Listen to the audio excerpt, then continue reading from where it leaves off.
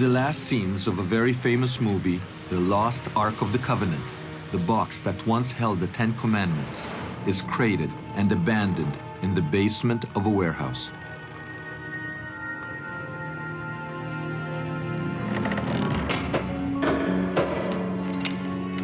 What if Hollywood's depiction accurately reflects reality? This would mean that hiding somewhere, there's tangible proof of the story the Bible calls the Exodus, the deliverance of the Israelites from Egypt, led by the prophet Moses. Well, right here in this building, there's a 3,500-year-old gold image carved, perhaps by an eyewitness to the biblical Exodus, of the lost Ark of the Covenant. And the people in there don't realize it.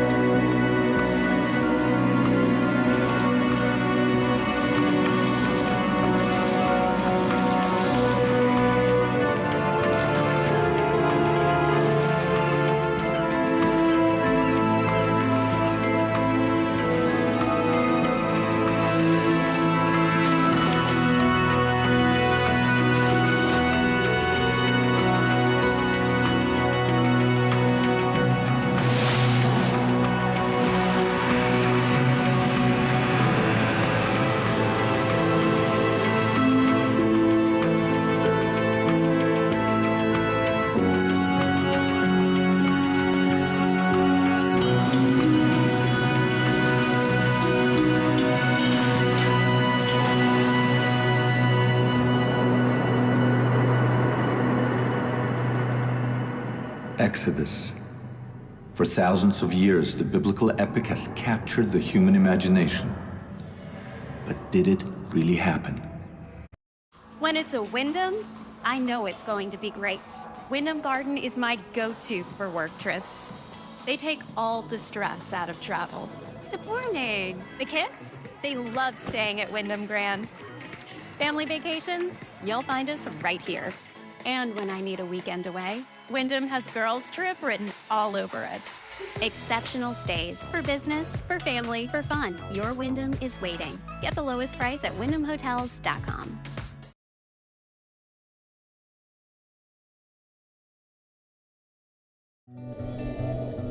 Grandpa, when I found the bird, I prayed. God, you made this poor little guy, so maybe you could help him out. His heart isn't beating, Sarah, and it's dead.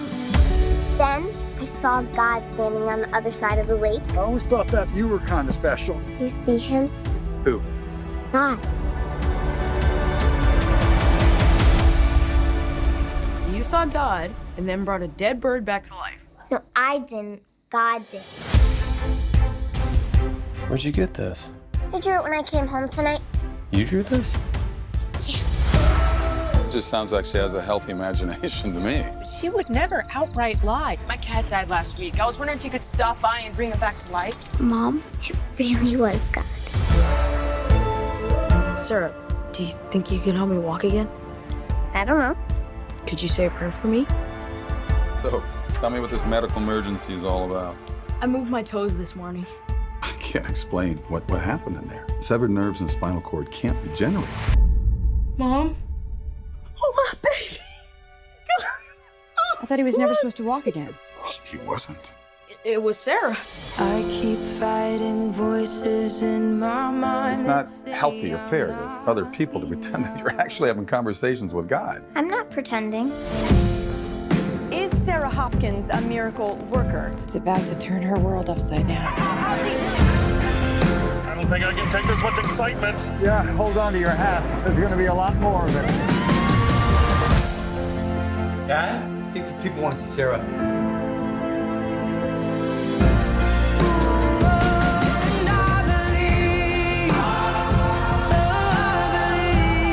Thank you. I know that I was seeing God. Everything Sarah told us was true. I'm just a lucky girl who God decided to visit. The truth is, all you have to do is believe in God and pray to Him. He's listening. This one is just sweeter than chocolate.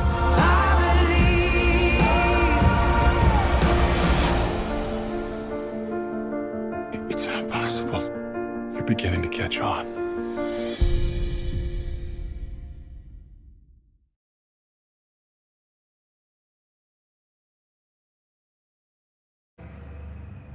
When it comes to the Exodus, we have no evidence that it happened and a good deal of evidence that it didn't. They made it up.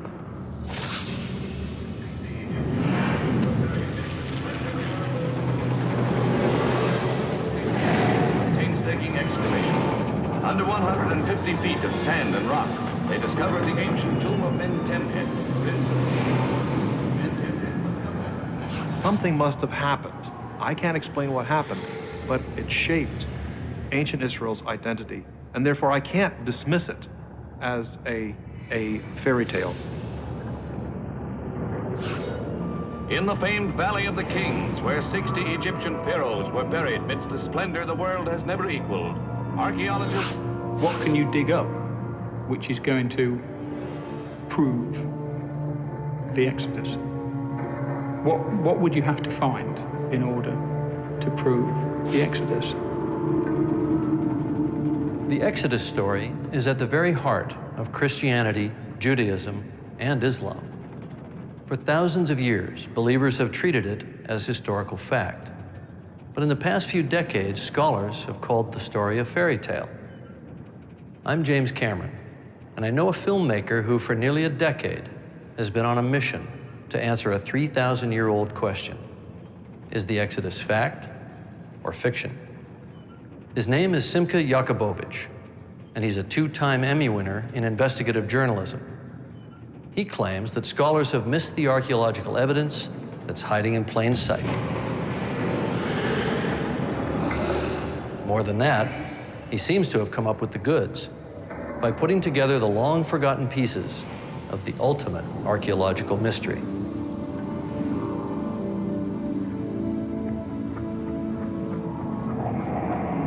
How did we do it? By tracking down experts from a variety of disciplines who rarely, if ever, talk to each other. None of them fully subscribes to our take on the story, but many possess critical pieces of the puzzle, and what emerges will challenge even the most skeptical. But before we show you the evidence, let's start the story at the beginning.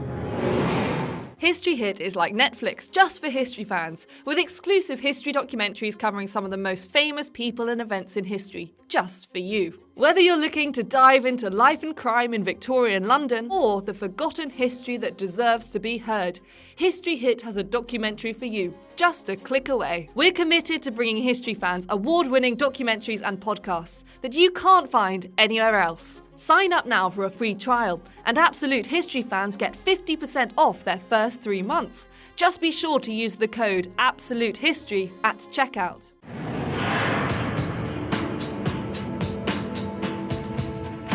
The biblical tale begins when the Hebrew patriarch Jacob escapes drought in the land of Canaan, modern Israel, and moves to the land of plenty, the land of the pyramids, ancient Egypt.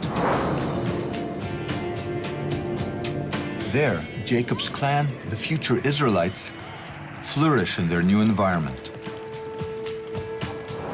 In fact, Jacob's son, Joseph, became as powerful as the rulers of Egypt, the pharaohs.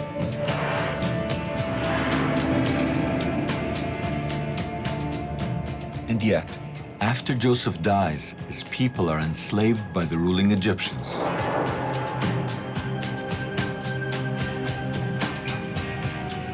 More than a century later, the Egyptians became afraid of revolution and instituted a policy of drowning all the Israelite male infants. It was at this point that Jacob's great-great-grandson was born.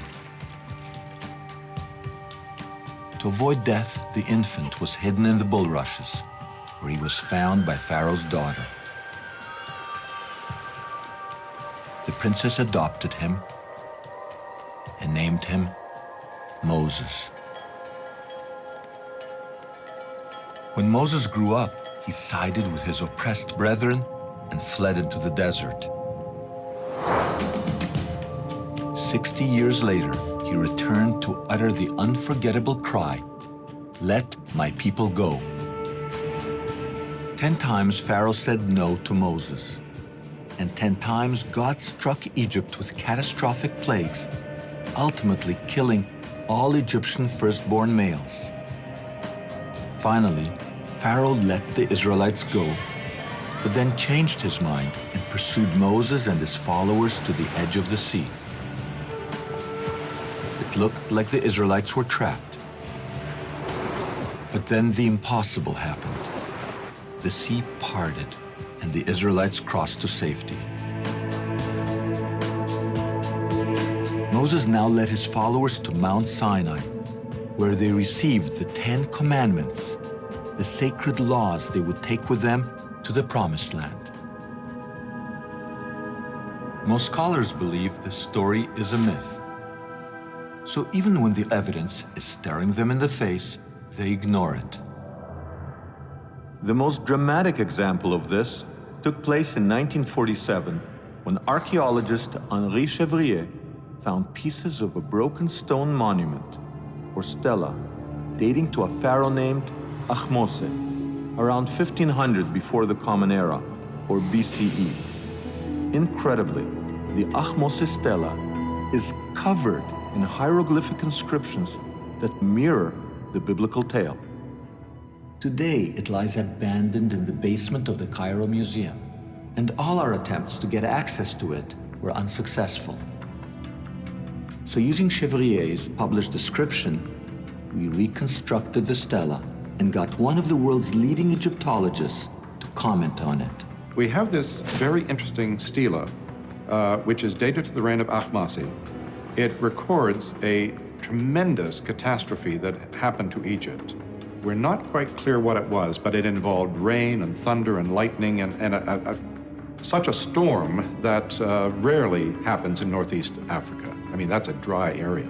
It sounds peculiar to me that the biblical tradition preserves the memory of plagues, which involve climatic cataclysms. And here we have, from the very time, this curious stela. This curious stela may in fact hold the key to the Exodus enigma. Let's take a closer look. The Bible says that at the time of the Exodus, there was a great storm. Ahmose's stela also talks of a great storm. The Bible says darkness descended on Egypt. The stela says that Egypt was enveloped in darkness. The stela then says something very peculiar. Though the Egyptians worshipped many gods, on this stela it is written that the storm and the darkness happened when God, in the singular, manifested His power.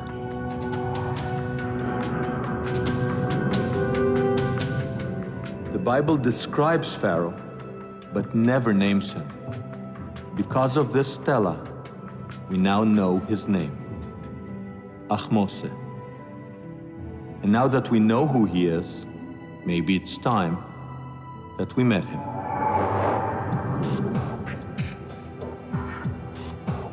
This is the Cairo Museum, home to some of the most famous mummies ever unearthed. We came here in search of Pharaoh Ahmose, the man who we believe is the Pharaoh of the Exodus. You want to flash that thing? Normally, here. At first, we couldn't locate him, but we did locate his father, 2nd Henry Tao II. If we are right, this is one of the pharaohs who oppressed the Israelites.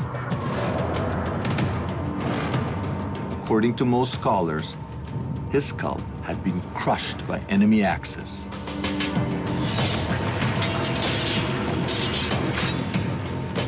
Perhaps those enemies were Israelites, smashing his mummy as they left on the Exodus.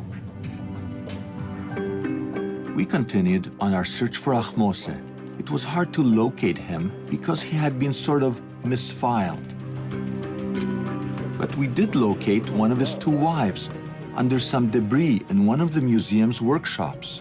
Hi, is it possible to reveal the wife of Ahmose?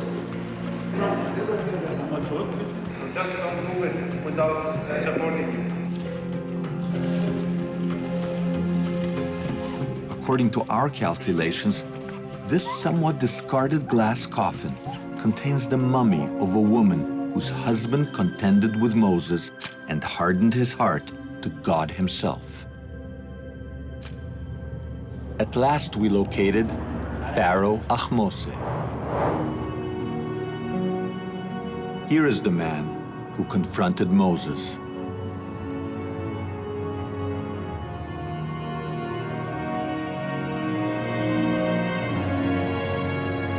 Can it be that Ahmose's father remembered the Israelite prince he grew up with, and when he gave his son his Egyptian name, Ahmose, the moon is born, he chose the name because of a play on words.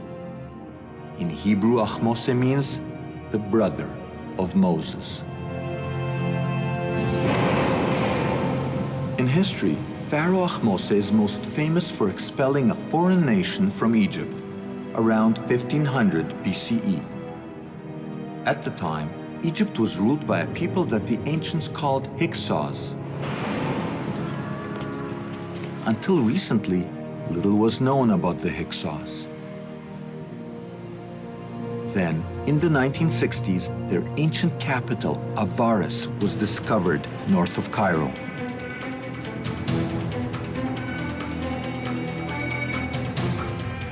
No one has ever been allowed to film at Avaris. To get there, we needed the cooperation of the Egyptian authorities. They're concerned that in the volatile Middle East, the discovery of biblical artifacts will somehow strengthen modern Israel's claims in the area. As a result, the Exodus is a touchy subject in Egypt today. So we didn't mention Moses, and we stressed that we were interested in Pharaoh Ahmose and the Hyksos he drove out of Egypt. After months of negotiations, we were finally given permits to shoot at Avaris.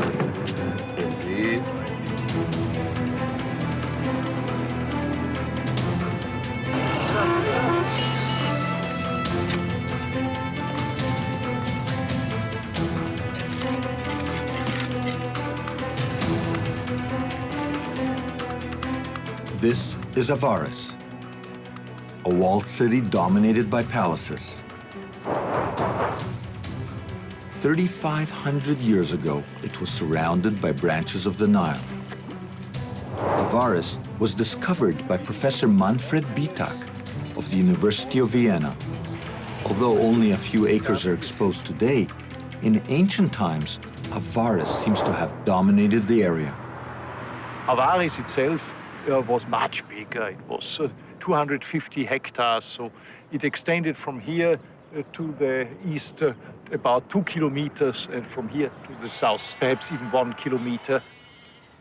In the Hyksos period, this was one of the major residences of Egyptian pharaohs. Egyptian history clearly states that the Hyksos who ruled mighty Avaris were Semites like the Israelites, and that they left on a mass exodus, known as the Hyksos expulsion. We have in the Bible the story of the Semites leaving Egypt and going eastward from Egypt. At the same time, independent of the Bible, we have a story of the Hyksos being expelled from Egypt. I think definitely the two stories are related. They're describing the same event from different viewpoints. If the Hyksos expulsion and the biblical Exodus are really one and the same event, then perhaps we can find the long sought-after proof for the biblical Exodus during the Hyksos period. But most scholars say that the Hyksos and the Israelites cannot be equated because the Hyksos left Egypt hundreds of years before Moses was born.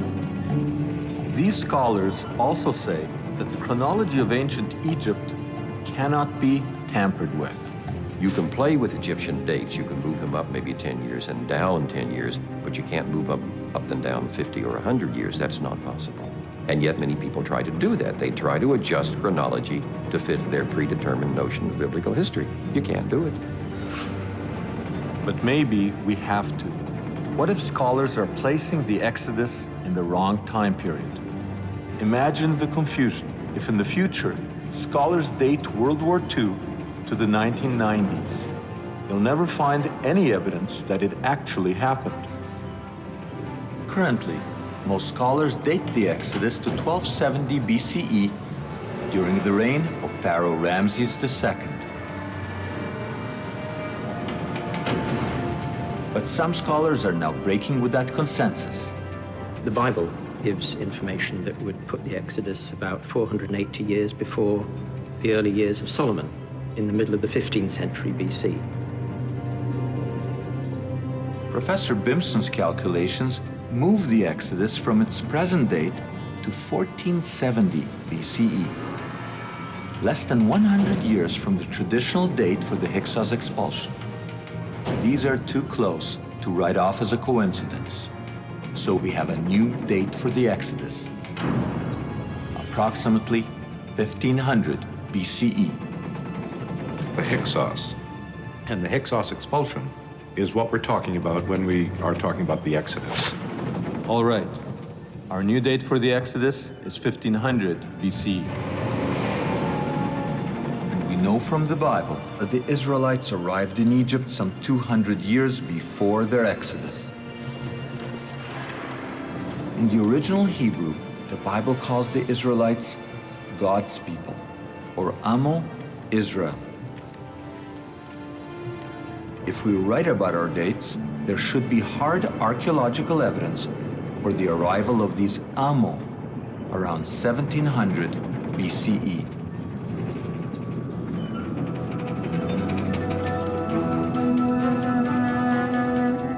"400 kilometers south of Avaris is the tomb at Beni Hassan. It dates to 1700 BCE. Because no one has looked for evidence of the Exodus in this period, the tomb has never been linked to the biblical story. And yet, there is a perfectly preserved wall painting here that records an ancient migration into Egypt from the area of modern Israel.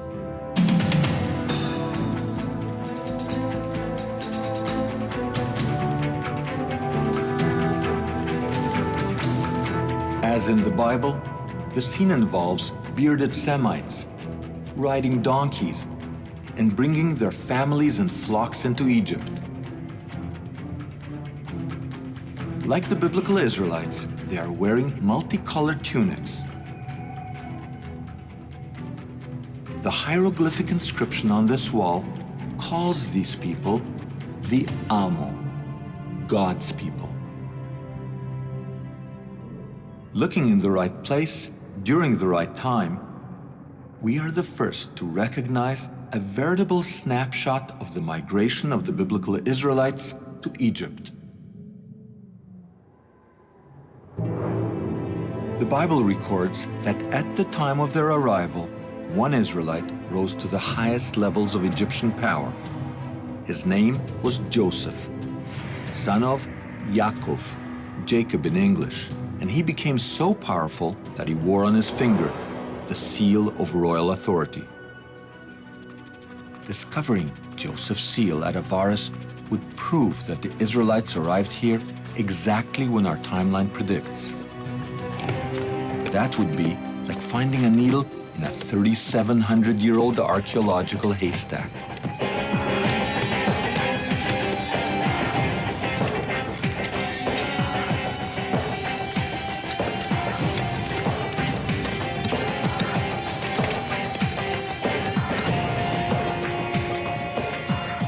Incredibly, the tiny seal was found, precisely at the archaeological layer we anticipated.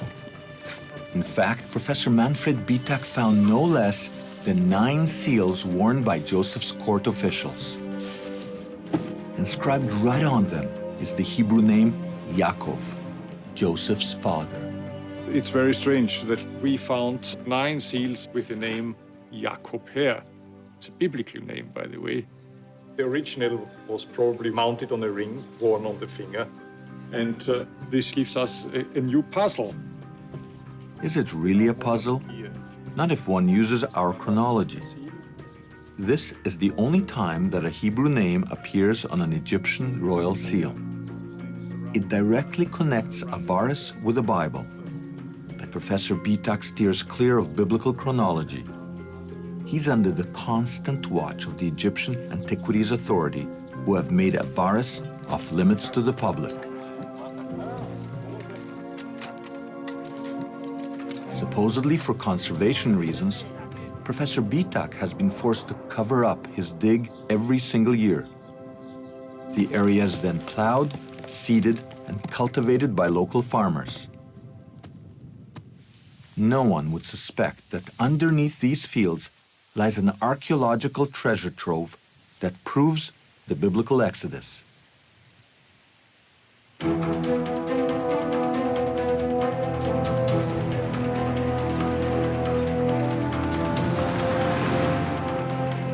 Now that we found hard evidence for the arrival of the Israelites in Egypt and their rise to power, we went searching for archaeological proof of their downfall and the slavery that led to the Exodus.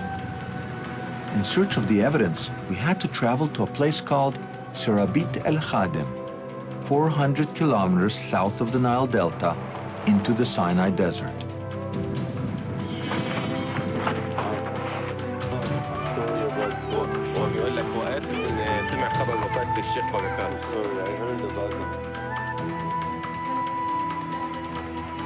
For thousands of years, Egyptians mined turquoise in this area.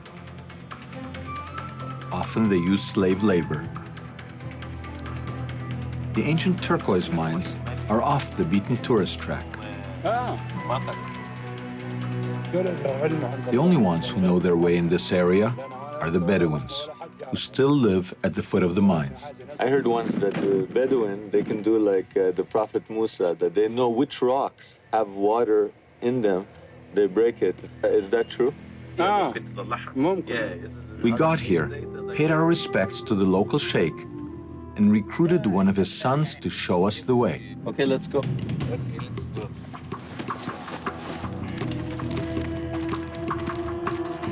We learned of this place from old papers published in obscure journals. We came here to find proof of the slaves that Moses led to freedom.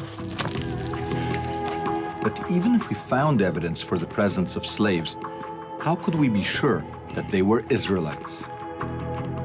The Bible provides us with two clues.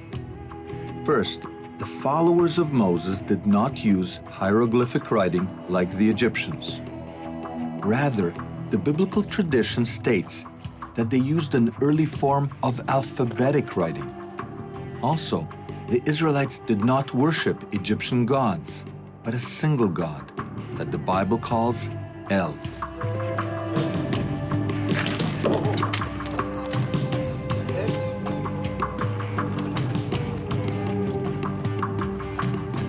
To support our new biblical timeline, we needed to find alphabetic inscriptions carved by slaves some 3,500 years ago. In our wildest dreams, they would also mention the biblical god, El.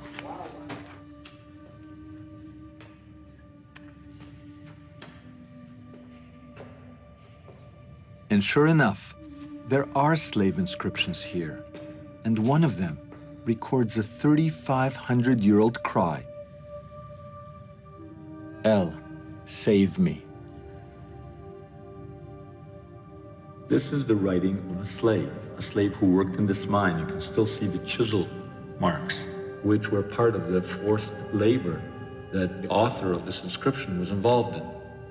And he wrote his cry to God, saying, help me, don't forget me, here where he worked and he slept and he probably died. And it represents an incredible moment in human history. Not only is it the first inscription that records the name of God, El, but it also records the oldest, or maybe the second oldest, alphabetic inscription. It's the basis on which Hebrew, Aramaic, Greek, Latin, English, Arabic, All is based on this writing.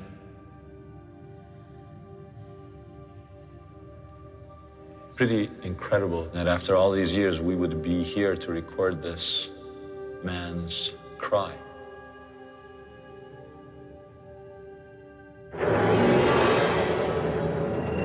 The Ahmose Stela, the Beni Hassan tomb paintings, Joseph's royal seal, and the Israelite slavery inscriptions all point to approximately 1500 BCE as the date for Moses and the Exodus. If our date is correct, then there's something else that we have to factor in. Around 1500 BCE, people living along the Mediterranean experienced one of the most cataclysmic events in history, the eruption of the Santorini volcano in modern Greece. This eruption may be another crucial clue for decoding the biblical Exodus. This is the island of Santorini, 700 kilometers from the Egyptian coast across the Mediterranean. It is literally the mouth of a volcano. Some 3,500 years ago, Santorini was destroyed by one of the worst volcanic eruptions in human history. When it erupted, the volcano essentially brought to an end the Minoan civilization that once flourished here. It sent an ash cloud that measured some 40 kilometers straight up and 200 kilometers across. The sound of the eruption circled the Earth some 10 to 12 times. To put this in perspective, an eruption like Santorini would be hundreds to thousands of times stronger, more explosive than the atom bomb that was dropped on Hiroshima. The energy of that eruption was so immense, you would have had these huge explosions that were happening, and you hear crack, crack, crack. For hundreds of kilometers, people around were listening to it. We were getting earthquakes, probably magnitude 3, 4, maybe even 5 or higher, that were happening extremely rapidly. And it would have been, I'm sure, to the people living there as if the world was coming to an end.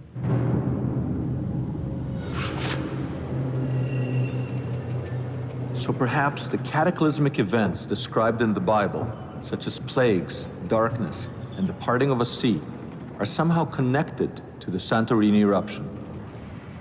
But like all things related to the Exodus, dating the Santorini eruption to 1500 BCE can be controversial. People have been arguing about the dates of Santorini. Volcanologists and geologists would date the eruption in the 1600s BC. Archaeologists tend to date it in the 1500s BC. Digging at Avaris, Professor Bitak has no doubt that he can pinpoint the Santorini eruption to the exact time period where we place the Exodus. Here, pumice from the Santorini eruption appears for the first time. So from archaeological point of view, it looks very much as if the eruption happened early in the 18th dynasty, let us say around 1500 BC. Yakubovich's chronology machine has now synchronized a pharaoh named Ahmose, the Hyksos expulsion, the Exodus, and the Santorini eruption. It appears that the Exodus code has finally been cracked. If Yakubovich is right, we can now explain the science underlying the biblical story.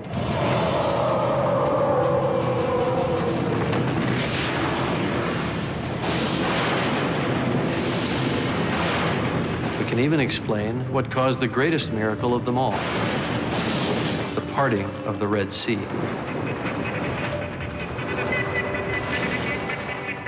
We can then trace the biblical map and discover the real Mount Sinai, where the Exodus story came to a climax, when Moses received the 10 Commandments and placed them in the now lost Ark of the Covenant.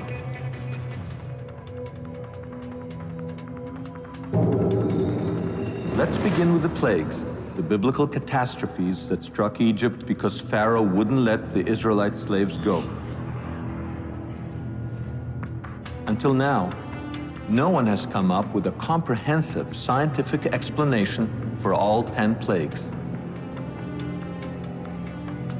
The answer began to take shape for us after we returned to the Ahmose Stela and discovered an amazing synchronicity with the biblical text.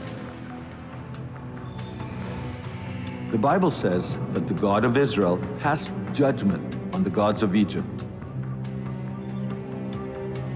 And the stela confirms that the statues of the gods of Egypt were toppled to the ground. Earthquakes are known to accompany volcanic eruptions like Santorini. It seems that the stela and the Bible are describing the results of an earthquake, or more precisely, what scientists now call an earthquake storm. Earthquake storms are sequences of large earthquakes that sweep across large areas. And the best examples are the Eastern Mediterranean, where we have long historical and archaeological records. As it turns out, the biblical story takes place in an earthquake zone. The Nile Delta, where the Bible says the Exodus took place, is crisscrossed by fault lines. To the east, the Great Rift Fault separating the Asian and African plates runs through the Sea of Galilee, the Dead Sea, and the Red Sea, all the way to Africa. In addition, there is a fault line that runs along the modern Suez Canal and another fault line that runs along the Nile Delta under ancient Avaris.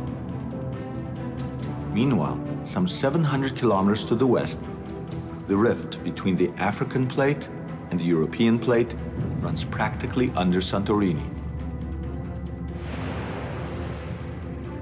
But what do earthquakes have to do with the biblical plagues? Well, let's begin with the first plague. Earthquakes can't possibly explain how Moses turned the Nile's waters into blood. Can they? In fact, they can, when they trigger gas leaks. And we don't have to go back 3,500 years to prove the point.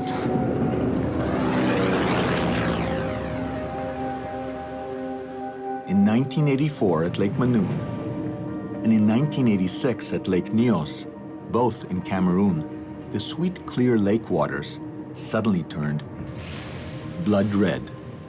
The mystery was solved when Professor George Kling explained the phenomenon in terms of an underground gas leak. What was happening was that the bottom waters contained very high concentrations of iron, dissolved iron. And when that was mixed up to the surface, when the gas was released, it contacted oxygen and it formed an iron hydroxide, essentially rust, the same thing that happens on cars. And that rust was what caused the reddish, brownish color at the surface of the lake. When it comes to the biblical plagues along the Nile Delta there are many elements that are present that could suggest a buildup of gas. So we could have a situation where gas beneath the earth is trapped in pockets, and earthquakes along the fault line then release that gas. And depending on the kind of water that gas goes through, it could even turn that water red. If the Nile turned blood red as a result of a gas leak, then the chain of events described in the Bible would have been set into motion. The first thing that happens in such circumstances is that the water becomes devoid of oxygen and all living things in it die. The fish then begin to float in the polluted waters, rotting in the sun. The only things that do not die are frogs. Unlike fish, they can hop out. And as it turns out, biblical plague number 2 is a frog infestation. The lack of clean water then leads to lice, flies, and bacterial epidemics among humans and domestic animals. Not surprisingly, biblical plague number 3 is lice. Plague number 4 is flies. And plague number 5 is an epidemic.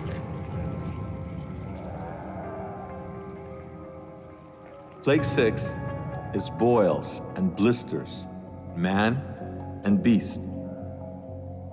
Can an earthquake-induced gas leak explain this kind of outbreak? Let's go back to the 1986 disaster at Lake Nyos, Cameroon.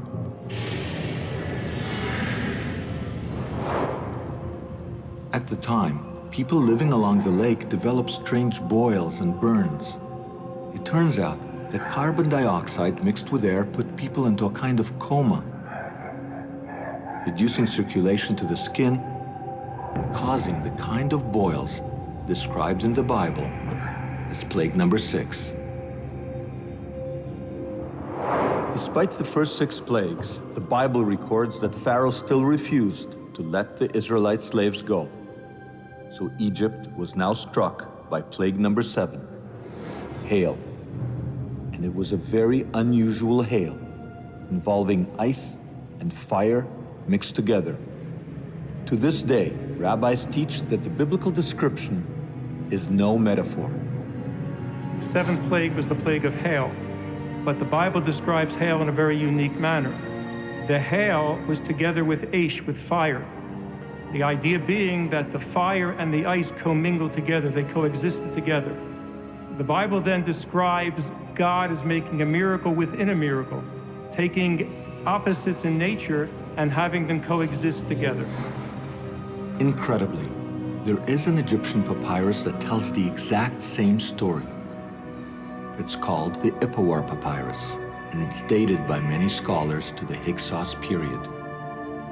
The Ipuwer Papyrus specifically states that Egypt was struck by a strange hail, made up of ice and fire mingled together. Another piece of the puzzle has fallen into place. It now seems clear that the biblical and Egyptian texts are describing what scientists call accretionary lapilli, volcanic hail, that could only have come from the earthquake-induced Santorini volcano. When the ash cloud goes up to great distances in the stratosphere, essentially what happens is you have moisture in the atmosphere. You also have a lot of water vapor in the cloud itself. So the small fragments of ash and crystals actually form a nucleus, something very similar to a hailstone. In other words, Egypt experienced fire and ice raining from above, just as the Bible describes. It seems that earthquakes and the resulting volcanic and gas eruptions neatly explain the first 7 biblical plagues. They also explain plague number 8, locusts. Locusts migrate in swarms. There can be between 40 and 80 million adult locusts in each square kilometer. Cold weather produces a drop in their body temperature and makes them land en masse.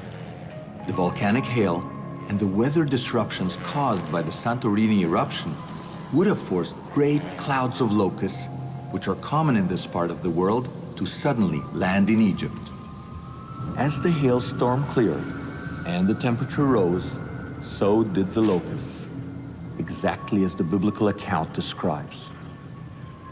Gripped by earthquake storms and their consequences, the Egyptians were now going to experience the last phase of the Santorini eruption, or what the Bible calls plague number 9, darkness.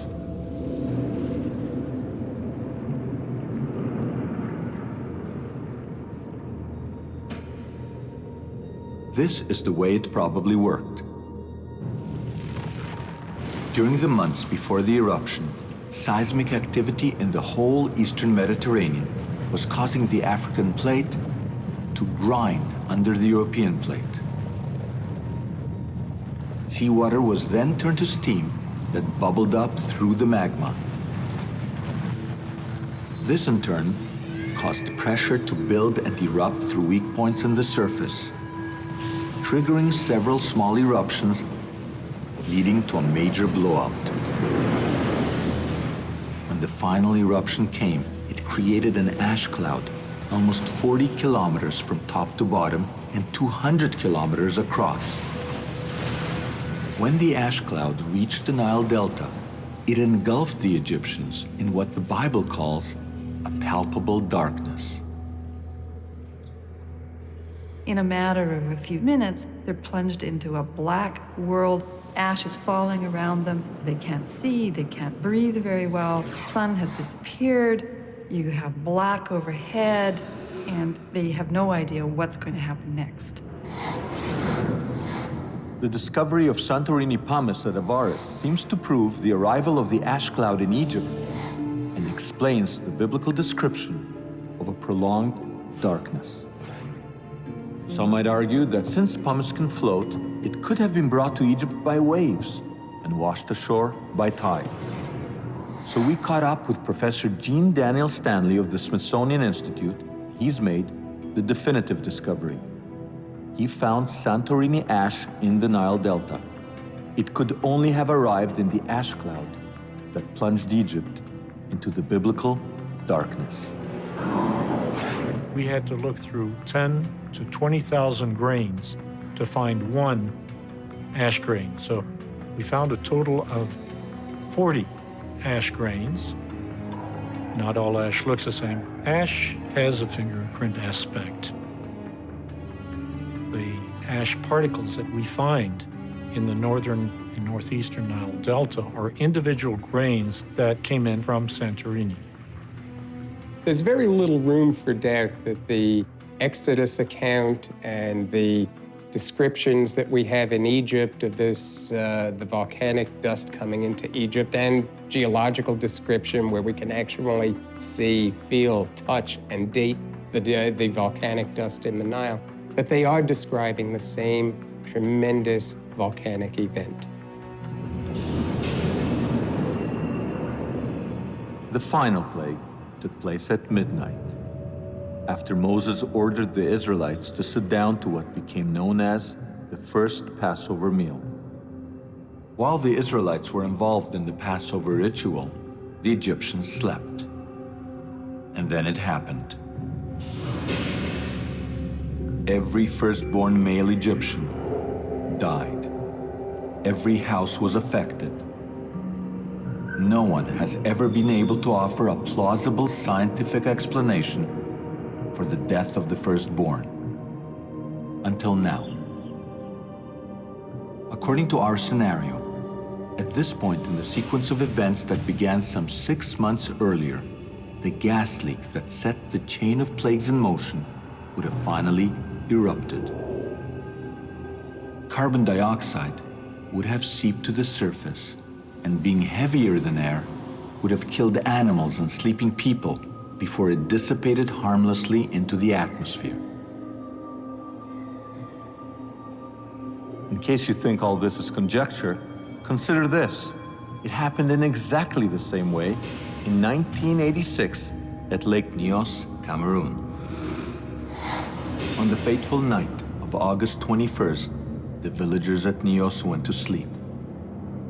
They couldn't have known that the carbon dioxide gas, which had turned the lake blood red, was now reaching a critical point. As the people of Lake Nyos slept, the top of the lake was keeping the carbon down like a cap on a pop bottle. But then, the earth rumbled and a landslide took place, sending rock into the water, disturbing the surface pressure and releasing the gas. The gas then rose to the surface and, like some alien monster, emerged from the water. Droplets forming on it, turning the invisible gas into a visible fog. The fog then rolled across the water and across the land, suffocating everything in its path. And as suddenly as it appeared, it disappeared, dissolving harmlessly into the atmosphere. The next day, those who had been sleeping on higher ground woke up to find some 1,800 people dead. Hundreds of cattle and small animals also dead. All around, there was deathly silence. I was just sitting among the dead people. Inside the house, some of them were outside. Animals everywhere, lion, fowls, dogs, everything. All the family, we were 56, but 53 died.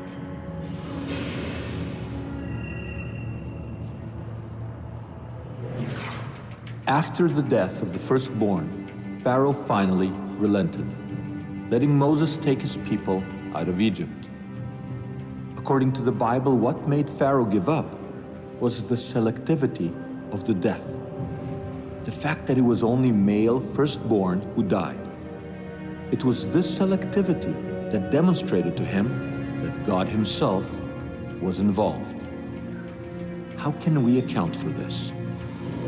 Well, Egyptian firstborn males had a privileged position. They were the heirs to the throne, to property, title, and more. They slept on Egyptian beds, low to the ground, while their brothers and sisters slept on rooftops, sheds, and in wagons.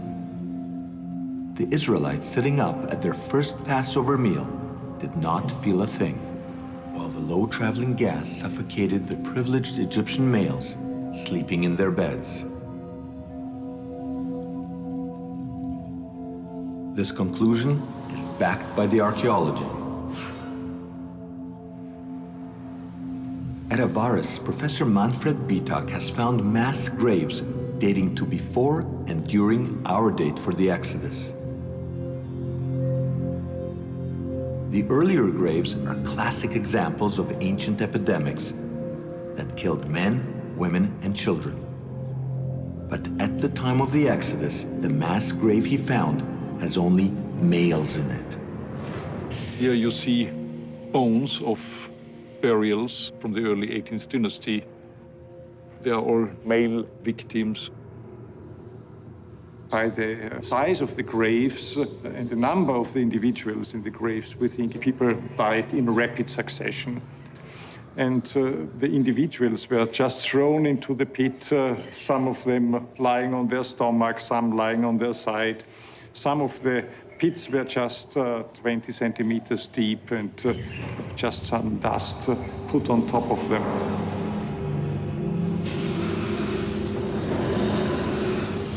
The Bible says that Pharaoh's son also died during the plague of the firstborn.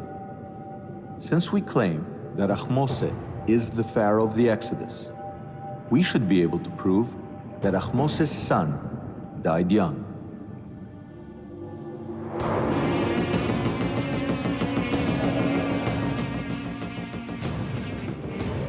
Searching in the Cairo Museum, He's right over there on the shelf there. we found Ahmose's son. The prince had died young. He was only 12. For the first time ever, we can put a face and a name to a victim of the biblical plagues.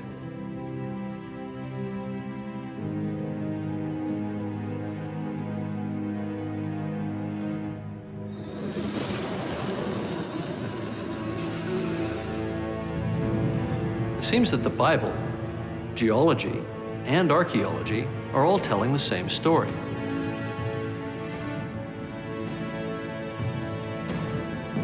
But skeptics, who would like to regard the Exodus as myth, might resist the idea that it actually happened.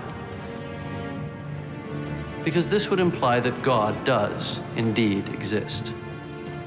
Believers, on the other hand, may feel that a scientific explanation of the biblical story takes God out of the equation.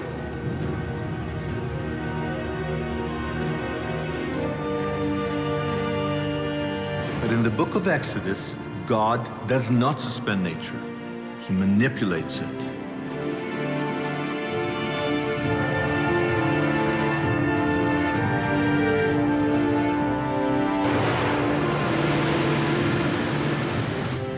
In other words, according to the Bible, we should be able to understand the science behind the miracles.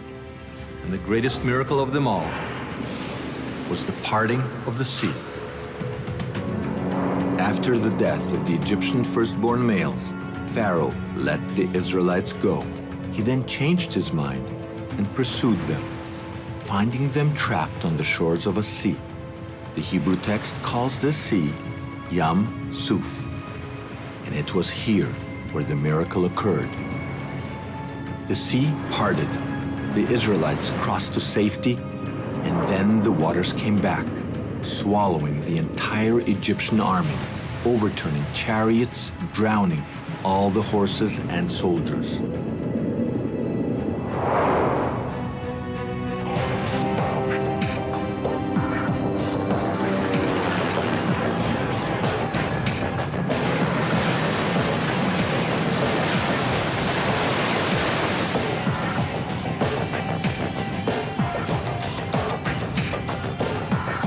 For years, explorers have searched for evidence of the miracle of the parting of the sea.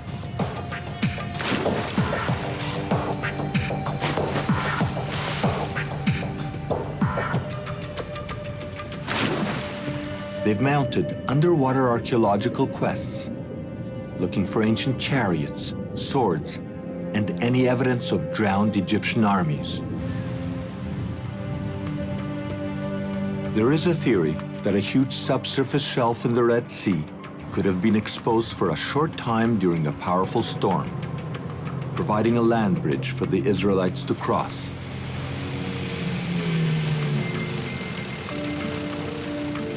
But the search has always been unsuccessful. Who would have thought that instead of diving, we should have been driving?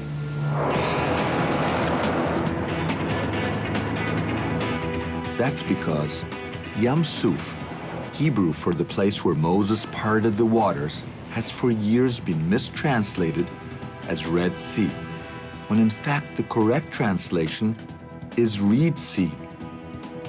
And reeds grow in sweet water, not salt water, in lakes, not oceans.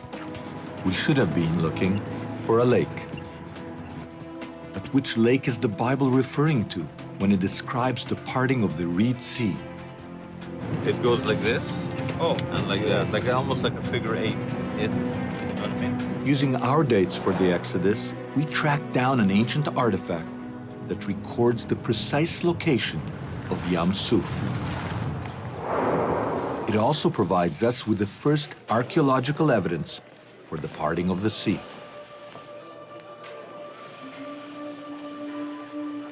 We found a hieroglyphic inscription on a granite monument that tells the entire story of the Exodus from Pharaoh's point of view. The Bible calls Moses a king. On this stone, Moses is called the Prince of the Desert. The Bible calls the Israelites God's people. The granite calls them the evil ones. And then, the granite corroborates the miracle of the parting of the sea. The symbol can be read by anyone: 3 waves and 2 knives, the parted sea. The 3 water signs, one on top of the other, is typically used to apply to different types of bodies of water. It can apply to the Nile, can apply to a marsh, it can apply to the sea. But what is not so common is when you have that word in combination with these 2 knives. The fact that you have these 2 knives associated with it would suggest that this is water that is cut, water that is divided. This might be an allusion to the waters that the Red Sea or the Reed Sea were divided in Exodus chapter 14. Oh, I see it. To examine the text better, we got a pressing of the hieroglyphic. And as it turns out, the Egyptian text doesn't just mention the parting of the sea. This is the best one. You see the 2 knives? It also mentions a specific location next to where the sea parted. The place is called Pi Haroti, and today archaeologists know exactly where it was, enabling us to locate Yam Suf, the place where the Bible states the sea parted. The Israelites crossed to safety, and human history was changed forever. It's an ancient lake that survived until the 1850s. When the Suez Canal was put in, this ancient lake finally died. Professor Manfred Bitak, after conducting thorough study of this area, proposed that this lake was known to the Egyptians as Patufi, the marshland, the marshy sea.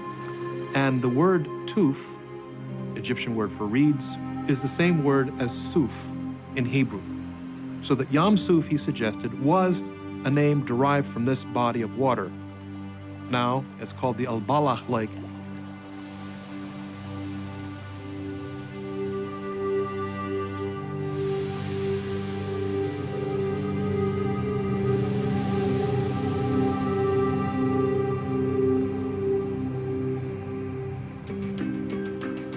Under the ever-watchful eye of the Egyptian authorities, we traveled to Lake El-Bala, the exact spot where one of the greatest biblical miracles is supposed to have taken place.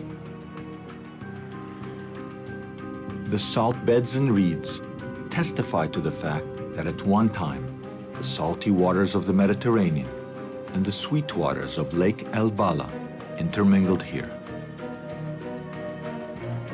Behind me is what's left of Lake Bala. You can see the salt marshes, you can see the reeds. This whole entire area was one big lake or sea.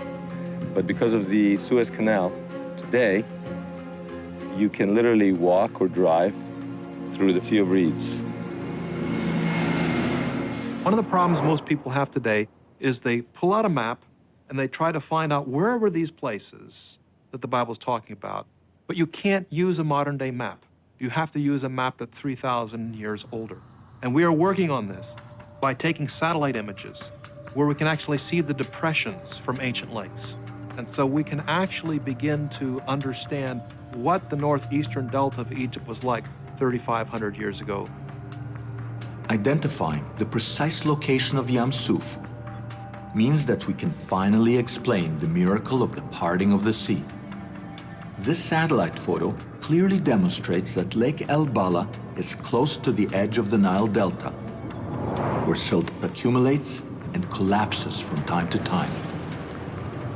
As Pharaoh chased the Israelites to the shores of Lake El-Bala, the extreme seismic activity that caused the 10 plagues and the Santorini eruption would have now caused the delta to start sliding into the eastern Mediterranean.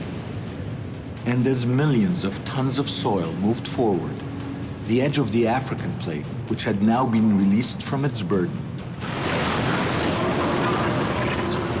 must have risen between 1 and 1.5 meters. In other words, the sea parted. Water would have cascaded from higher ground to lower ground and drained from pools and sinkholes, creating dry land for the Israelites to cross.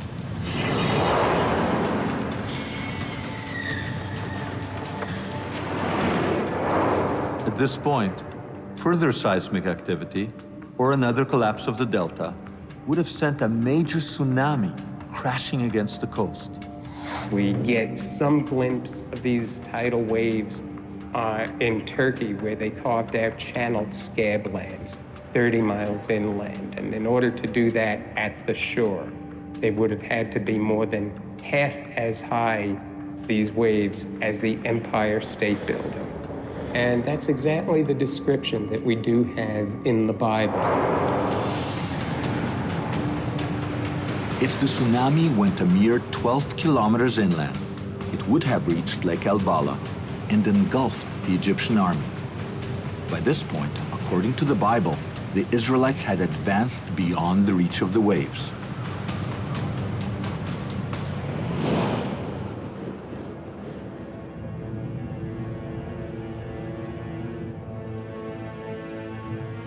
As it turns out, some of the people that followed Moses across the parted sea and later to Mount Sinai did not follow him to the Promised Land.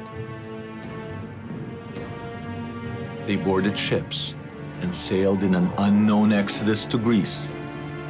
Why hasn't anyone noticed?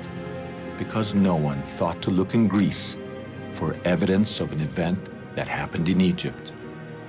In fact, until recently, there was very little archaeological evidence of contact between the Minoan civilization of ancient Greece and Egypt at the time of Moses. All that changed with two great discoveries. The first was in 1972, when digging under the ash at Santorini, archaeologists made a startling discovery, linking this area of the world with the Exodus. They found unusual Minoan-style wall paintings. Incredibly, among them there is a map depicting an ancient journey from Egypt to Greece. The whole scene may be considered as the earliest, the oldest map in the world. The map is breathtaking. The colors as vibrant today as 3,500 years ago.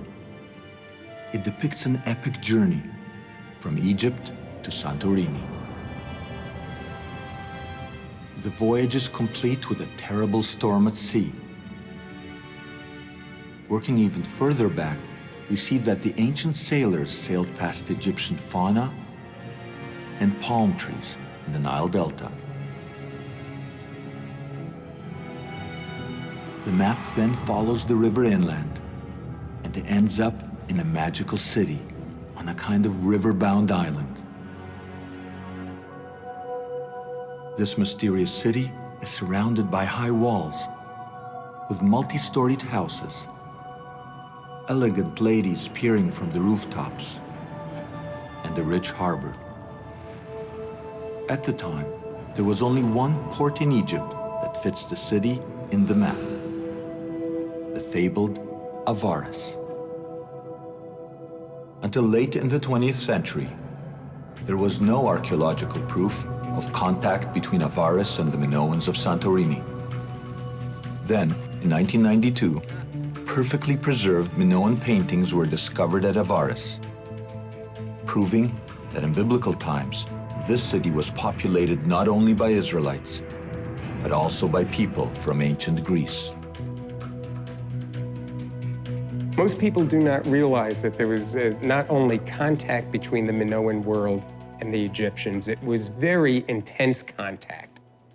Contact in trade, contact in ideas. We have the Egyptians referring to the Minoans as the only other civilization that they consider civilized. It was not a military presence in Egypt. It was actually a trade presence.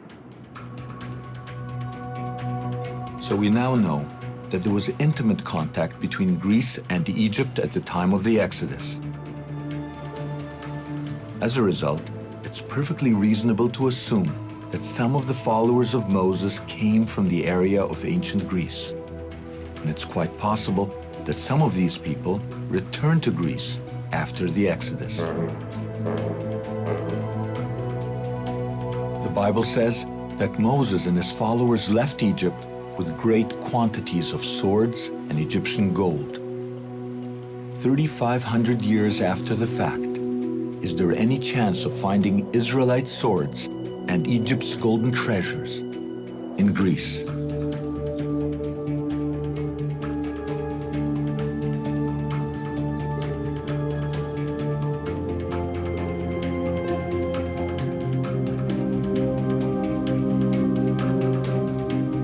This is Mycenae, 50 kilometers from the coast on the Greek mainland.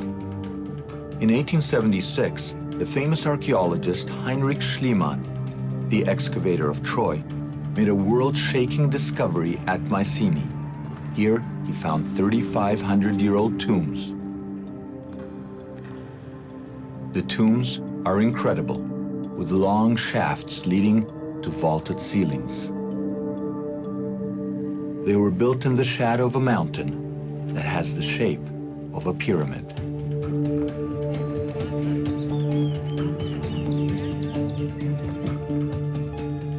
Surprisingly, the It contained a treasure trove of swords and Egyptian gold.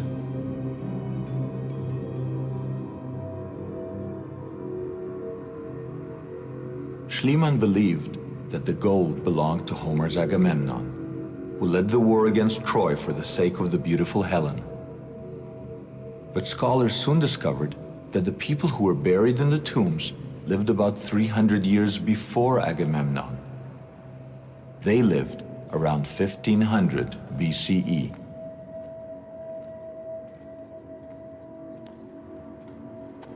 Is it possible that here lie some of the followers of Moses? The answer is on the tombstones that we now know were placed on top of the death chambers. The meaning of the images on the gravestones has never been deciphered until now.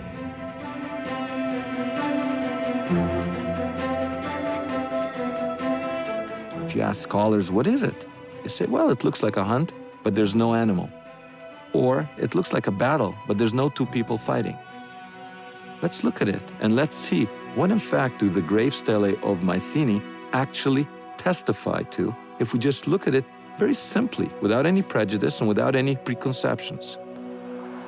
I almost want to whisper it's some kind of secret because nobody realizes that they have a 3,500-year-old movie, if you will, 3 frames of the parting of the sea. And they don't know it. They don't know it, but look at it. Just look at it. It's so clear.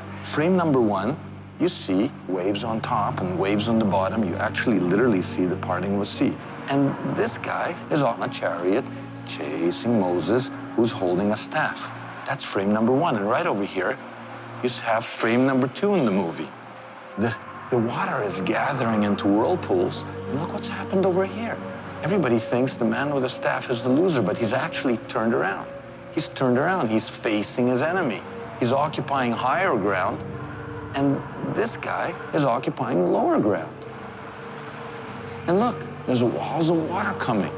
And in the 3rd frame, which is in another museum, even more hidden, you see this guy's been overturned, the water is engulfing them, the horses are upended, and the story is complete. But what do the experts say? In this very example, the options can be mainly 2. Either he is a warrior in a battle scene, and he's the enemy, he's chasing the enemy, and the enemy is trying to escape holding his sword. And the second option may be the chariot race scene. So this guy is, this is kind of an ancient Olympics, this guy is an official, and this guy is racing around. He is bearing a sword as well, and he's holding a sword. This doesn't look like much of a sword. It looks more like a staff to me. Yes. In this case, it's an abstract depiction. It's not a naturalistic depiction. So we cannot say much. To understand what's going on here, all you have to do is actually take this